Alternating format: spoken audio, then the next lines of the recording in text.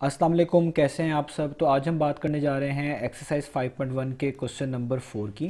मेरे पास ये class 10th mathematics की बुक है सिंध बोर्ड की, जो कि न्यू एडिशन है और जिसका चैप्टर नंबर 5 चल रहा है। डिमॉन्स्ट्रेटिव ज्योमेट्री इस चैप्टर का नाम है। इस चैप्टर्स में जो ये पहले 3 क्वेश्चन है इसकी एक्सरसाइज के, ये मैं अपलोड कर चुका हूँ अपने चैनल पर। मैंने इस चैप्टर के नेम से एक सेपरेट प्लेलिस्ट भी बनाई हुई है, उसका लिंक मैंने डिस्क्रिप्शन में दे दिया है। तो अभी तक जो क्वेश्चन अपलोड किए जा चुके हैं वो, और इंशाल्लाह जो आगे मैं सॉल्व करूँगा वो भी आपको इसी प्लेलिस्ट में मिल जाएंगे। तो आइए स्टार्ट करते हैं क्वेश्चन नंबर 4 को। तो इसकी स्टेटमेंट हम यहाँ से रीड करेंगे। तो इसकी स्टेटमेंट में लिखा हुआ है 4 rays have a common end point such that pair of opposite angles are congruent. तो बेसिकली 4 रेज का जिक्र किया गया है कि 4 रेज हैं और वो ऐसी रेज है जिनका एंड पॉइंट कॉमन है, यानी सबका एंड पॉइंट सेम है। Such that the pair of opposite angles are congruent, और इस एंड पॉइंट के सेम होने की वजह से जो ऑपोजिट एंगल्स बन रहे हैं वो क्या हैं, वो हैं कॉन्ग्रुएंट। अब कॉन्ग्रुएंट का मतलब होता है न्यूमेरिकली सेम होना, बिल्कुल इक्वल होना। ठीक है, तो अभी मैं आपको ये 4 रेज बनाकर भी दिखाऊंगा जिनका कॉमन एंड पॉइंट होगा, तो आपको वहाँ पे से ज़्यादा अच्छा क्लियर होगा कि ऑपोजिट एंगल्स किस तरीके से कॉन्ग्रुएंट होते हैं। अब आगे साबित क्या करना है, प्रूफ करना है। Proof that these are two and only two pair of opposite rays and hence two intersecting lines. तो हमने साबित करना है कि ऐसी सिर्फ 2 ही लाइंस हो सकती हैं, या आप उनको 2 लाइंस कहेंगे या आप उनको कहेंगे two pair of opposite rays. इन दोनों में से कोई एक वर्ड आप यूज़ कर सकते हैं, दोनों ही सही है अपनी जगह पर। तो या तो ऐसी कोई 2 लाइंस हो सकती हैं, या फिर आप इन्हें कह सकते हैं कोई 2 पेयर ऑफ ऑपोजिट रेज हो सकती हैं जो सब की सब एक ही पॉइंट पे इंटरसेक्ट कर रही हों।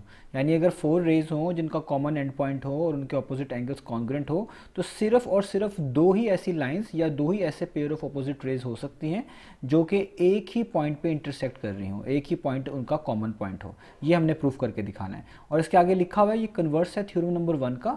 तो थ्योरम नंबर 1 हमने पढ़ा था कि अगर 2 लाइंस एक दूसरे को क्रॉस करती हैं, इंटरसेक्ट करती हैं, तो उसमें वर्टिकली ऑपोजिट एंगल्स इक्वल होते हैं और वो सारे कॉमन पॉइंट ओ पे बन रहे होते हैं। तो यहाँ पे ये उसका कन्वर्स है, यहाँ पे पहले से खुद से ही बता दिया गया है कि ऑपोजिट एंगल सेम है। हमने बस ये साबित करना है कि जो 4 रेज हैं, जो कि बेसिकली 2 लाइंस बन जाएंगी एक तरह की, ये दोनों लाइंस एक ही पॉइंट ओ पे इंटरसेक्ट कर रही हैं। तो आइए अब स्टार्ट करते हैं इस थ्योरम की प्रूफ को। तो प्रूफ में सबसे पहले यहाँ पे 4 रेज का जिक्र है, हमें 4 रेज बनानी पड़ेंगी और ऐसी रेज बनानी पड़ेंगी जिनका एंड पॉइंट कॉमन हो।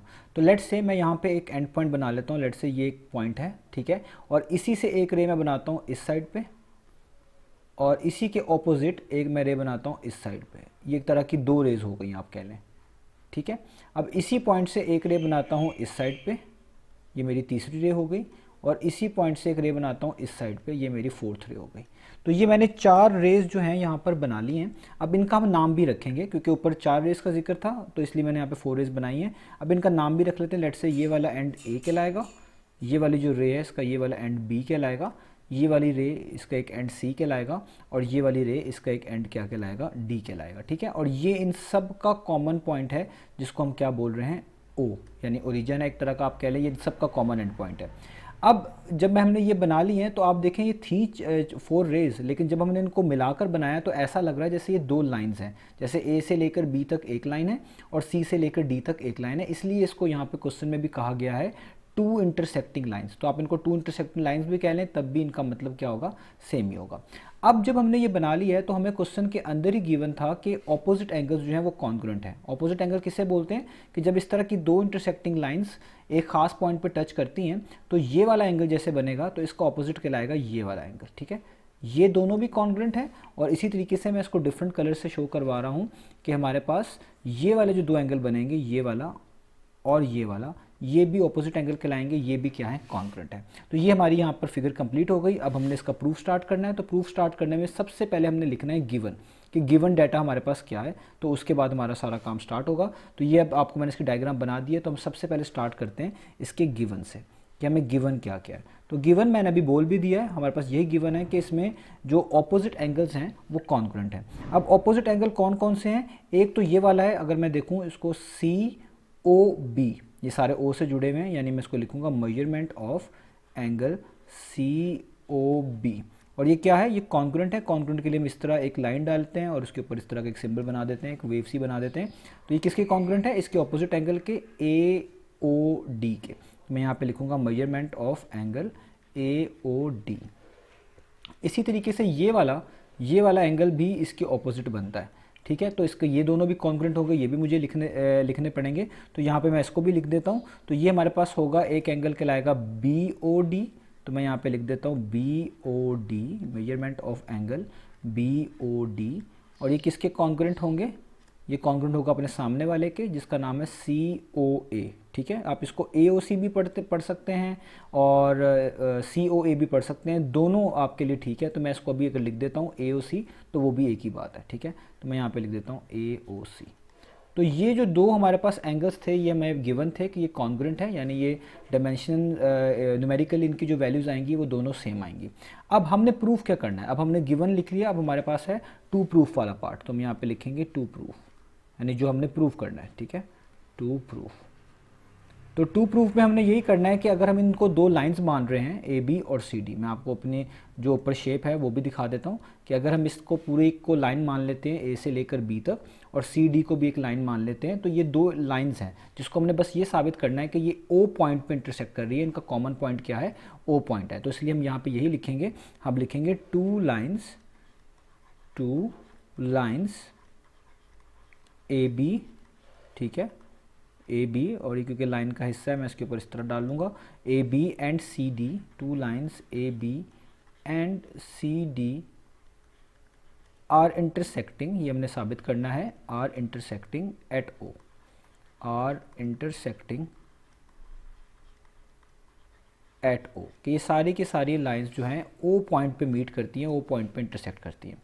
तो ये टू गिवन भी हो गया, टू प्रूफ भी हो गया, और हमने फिगर भी बना ली। आपके सामने फिगर है, आपने यही ड्रॉ करनी है।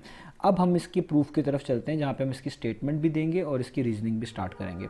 तो अब हमारा इसका प्रॉपर प्रूफ स्टार्ट हो रहा है। हम यहाँ पे लिखेंगे प्रूफ, और यहाँ पे एक कॉलम बना लेते हैं स्टेटमेंट्स का, जहाँ पे हम स्टेटमेंट्स लिखेंगे, और दूसरे कॉलम में हम उसी के पैरेलल लिखेंगे उसकी रीजंस। ठीक है, और इस तरीके से हम अपना प्रूफ फिनिश कर लेंगे।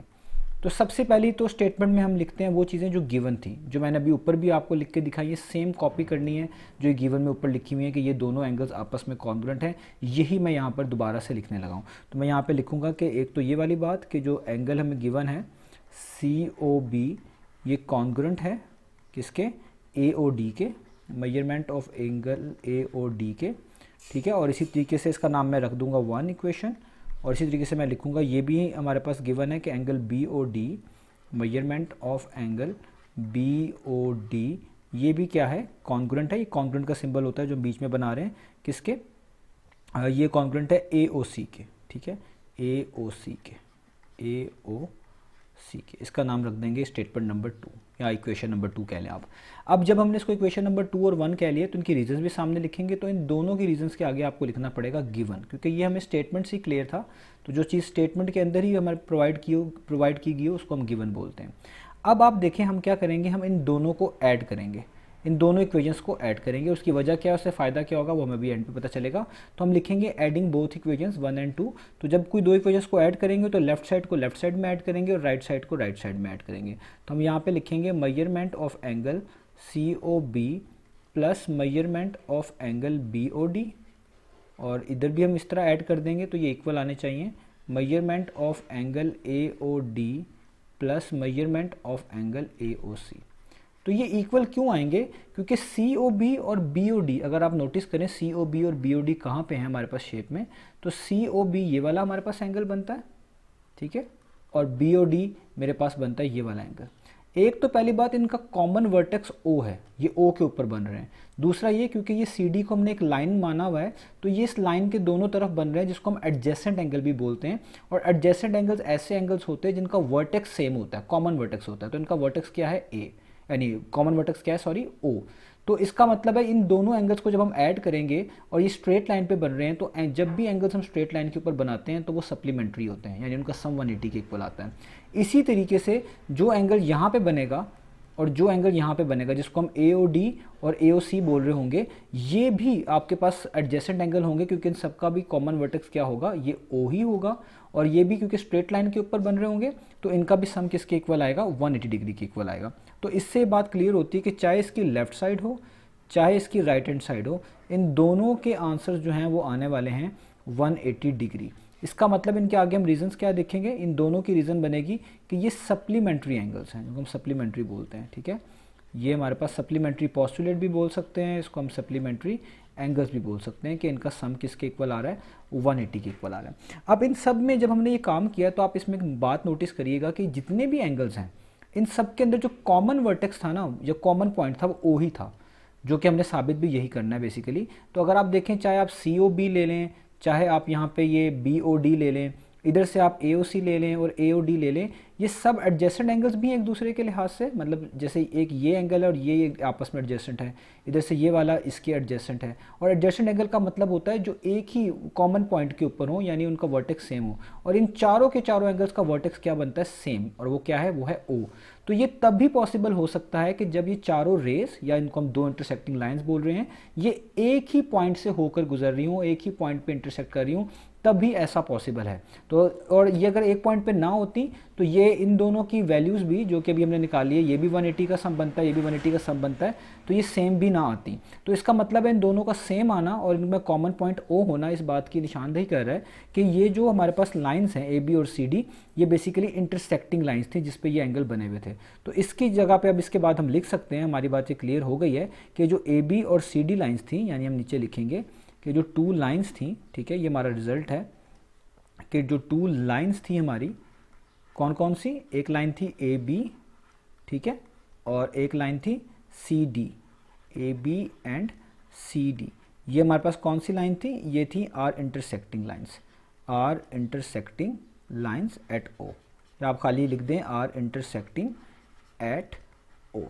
तो ये हमने प्रूफ कर लिया, यही हमने साबित करना था कि ये जो दो लाइंस हमने बनाई हैं ये बेसिकली ओ ही के ऊपर इंटरसेक्ट करती हैं। तो हमने पहले ऑपोजिट एंगल की रीजनिंग दी यहाँ पर, और ऑपोजिट एंगल्स की जब हमने रीजनिंग दे दी, जो इक्वेशंस बन गई उनको हमने ऐड कर दिया, उन दोनों का आंसर इक्वल आया। इसका मतलब है कि ये जो कॉमन पॉइंट था वो इन दोनों के लिहाज से सेम था, क्योंकि जितना एंगल एक तरफ बन रहा था दूसरे उतना ही दूसरी साइड पे भी बन रहा था।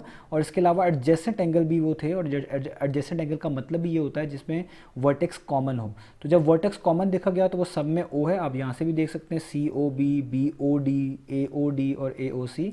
तो इससे बात साबित होती है ये तब भी पॉसिबल है जब ये दोनों लाइन्स क्या करें, इंटरसेक्ट करें किस पॉइंट के ऊपर, ओ पॉइंट के ऊपर। तो ये था हमारा प्रूफ। तो यहाँ पे हमारा क्वेश्चन नंबर 4 खत्म हो गया। इंशाल्लाह नेक्स्ट वीडियो में मिलेंगे बाकी सॉल्यूशंस के साथ।